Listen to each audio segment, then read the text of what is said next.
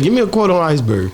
I need a three-way winch that'll play Jasper and Extension, take him around the horn. No Gene or John, that hoe couldn't con, cause that trick was never born. She'll be a good shot broad and an ace at fraud and drag, she'll play like a vet. She'll stuff like an ace, never lose a case, and leave many a mark in debt. Yeah, we on Boss Talk 101. Yeah, we gonna talk. What happened with Iceberg Slim is, you reading the books, you reading the Donald Goin books, and it's extremely attractive. You know, you think, man, maybe this is what I want to do, you know what I'm saying? And I was already stealing. So I tried to pressure some of my girls. They was like jumping ship. Like, this nigga, I started dressing a little different and shit like that. I remember one of my chicks, she ran off to one of my other boys. She's like, Ice is trying to send me. I was like, he's like, yo, man, she chose me. I was like, I felt like I was on the Mac. I'm like, hey, you know, rest taking photos, nigga. Like, this bitch, you know, she trying to escape this, you know. She ain't chose, nigga. Like, she's like, I don't want it. But anyway, that was just, you know, my little brush in it. But anyway, I had an epiphany. This is what he's talking about. I had an epiphany. Iceberg Slim's a writer. Yeah. So, this is before rap. Mm-hmm. If I really, you know, all players want to have their name, like Cube say, I read the Goodyear Plimp. All players want parades for them. Players got egos you can't imagine, so they just want to be like adored, you know? So I was like, but the reason he's known is he's a writer. If I really so much idolize this man that I took in his name, because my first name is Tracy, like a girl's name. But when you're growing up in the hood, you say your name Tracy, they say that's a bitch name. Right. Now I'm in a fight with you, I just met you. You know what I'm saying? So they used to call me Trey, Crazy Trey. You know, that was early. Then when I got to high school, I would read the Iceberg Slim books, and I would quote Iceberg Slim. I can quote Iceberg Slim. You want to hear Iceberg Slim? Yeah, give me a quote on Iceberg.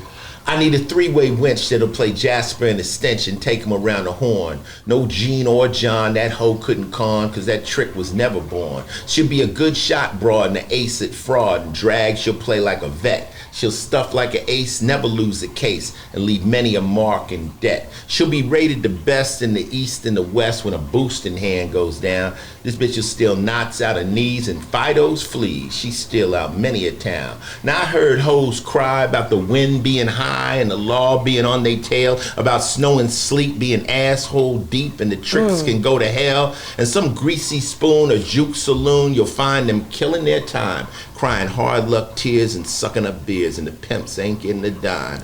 Turning $50 tricks just to get a fix, cause their pussy is doing the pimping. That is ruining the name of one hell of a game, cause they pimps is doing the simping. Man. I never heard you say that all the years. Hey, you got something to do, man. You got to make sure you show. I gotta get that. I gotta get that to Dr. I'm still of that. Listen, man, you get this when you come to the home. You got to be in the house to get this one. This is an Iceberg thing, and he had an album called Reflections where he actually spoke like that. So now I'm in high school saying that type of shit in the 10th, 11th grade. Wow. Them girls thought I was something. Exactly. And I never told them it was Iceberg Slim. I'm like, that's me. You know what I'm saying? That's me. So now they would say some more of that ice stuff, T. Wow. That's how Ice-T came about. Because Ice-T is short for Iceberg. So my boys call me Berg. Okay. Now, I met Iceberg Slim before he passed.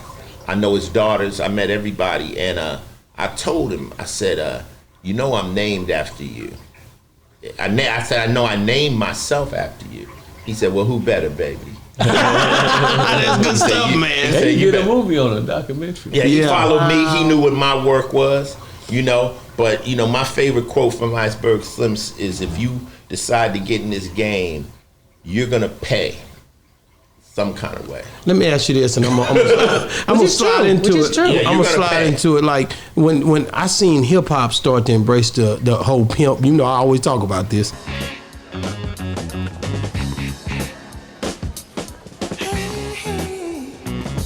Like that was a different phase of it for me. Where the hell you been? Man, I just hold on one second. I've been just checking my game. What did you think when you see? Because you actually was a conveyor. Like people seen you, and that was a part of that breed.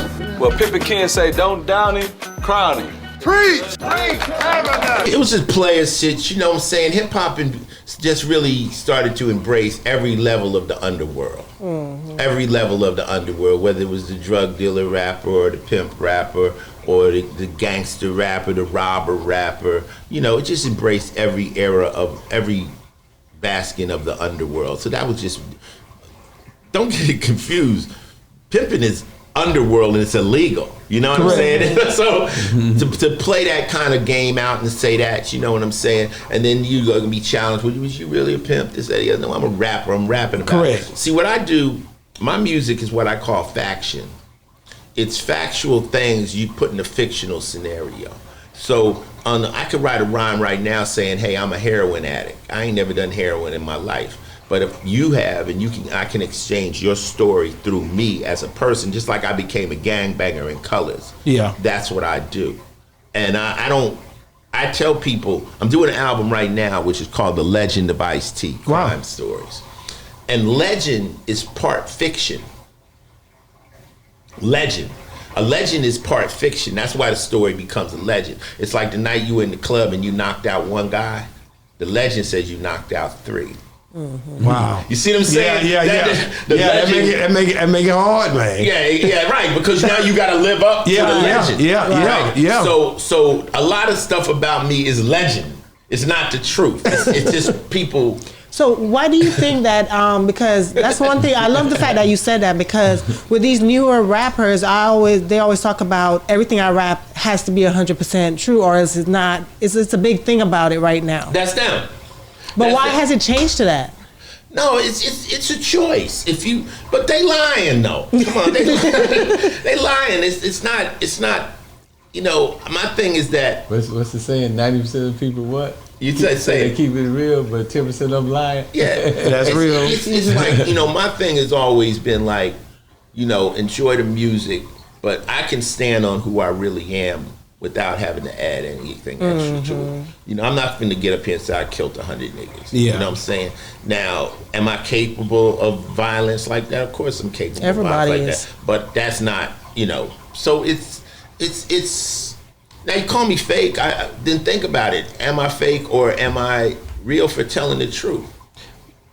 Real for telling the truth. Like, I mean, I think I read an article one time when Ice Cube was saying, you know, he portrayed a gangster, but he not, you know, that's not him. You know, like as far as when he acting, the same thing. You really saying, you know, like, do you think that played a part, like in your acting, like far as when you was writing early on, then you go into the acting world? I mean, I think yes, when acting, yes, it helps. Yeah, but I think also that if you base everything on just it's boring. Yeah. It's boring. So like, say for instance, like you just heard about these people that got killed down in Mexico. Mm-hmm. Yeah. Right. That's some real shit. Mm-hmm. So if you write a rhyme about going down there and almost getting jacked by the cartel, it's real. Like I could take, you could tell me right now, yo, we got jacked on the way here. What happened? Cops went in the car. What'd they do? They searched the back seat. What'd they do? How they cut it open with a box cutter. Word? What'd they find? Nothing. Okay.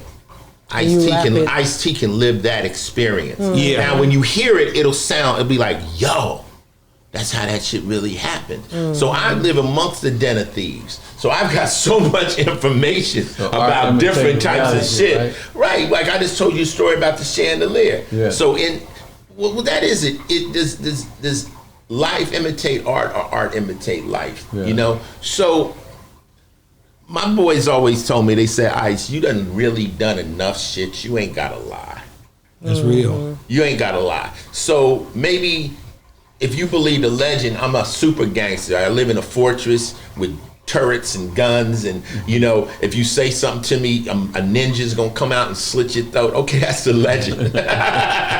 But then you gotta press your luck. How much of this is real? How far will Ice go? Because I was telling Kenny earlier, I said, now, if you interviewed a serial killer, and the serial killer became a florist, right? is he a florist or a serial killer that likes flowers? So really, how much and what I'm capable of is up to your imagination. That's true. I leave it up to you. Yeah, we on Boss Talk 101. Yeah, we gonna talk.